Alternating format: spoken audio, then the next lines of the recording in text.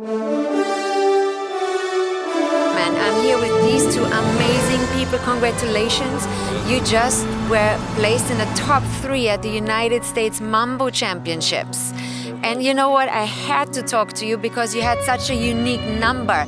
And you told me before that this was actually a tribute to Ron Montez, who we lost this year. So I want to hear all about it. Yes. There's a lot to unpack. Yeah, there is a lot to unpack. So, yeah. Ron was our mentor.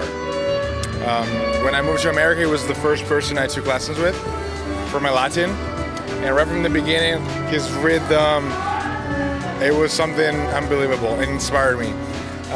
Then a lot of things happened, and I started working in the same place where he was working.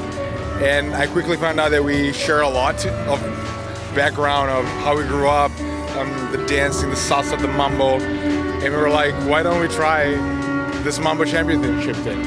And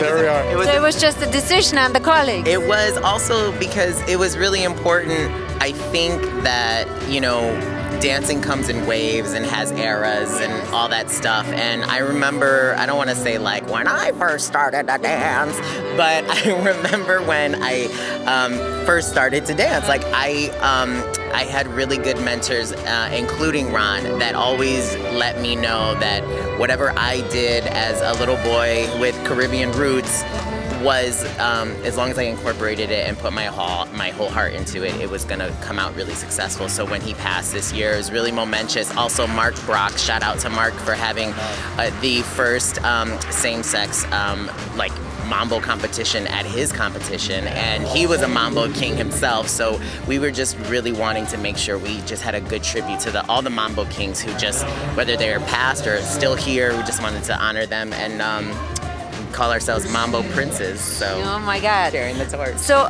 you guys are very, very well known for being authentic in what you do.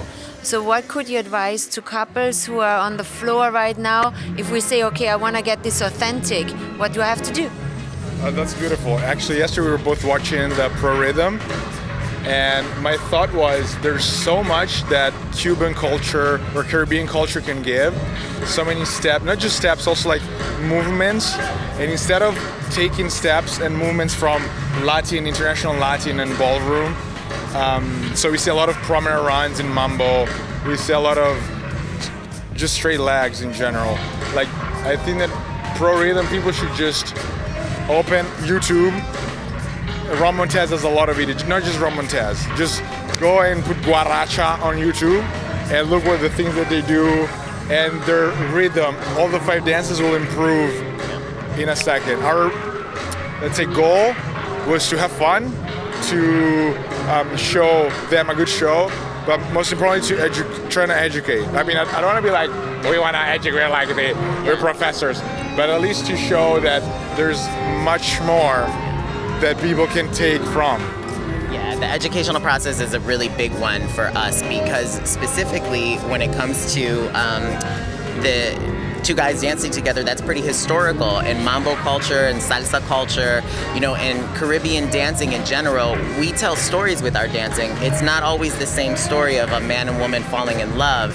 There's 2 men that are just great friends. There's 2 women that are like sisters. There's a mother and a daughter, a father and a daughter. We have all different types of stories, and it's really important for us to go back to those early cultural roots and bring some of those stories that we see currently off the floor today onto the floor. I'm really happy we have you in our industry. That was very interesting for me to hear, and I hope for you guys as well. Congratulations to both of you. Rock on. I'm hoping to see much more of you, and thank you for watching me here. Thank you.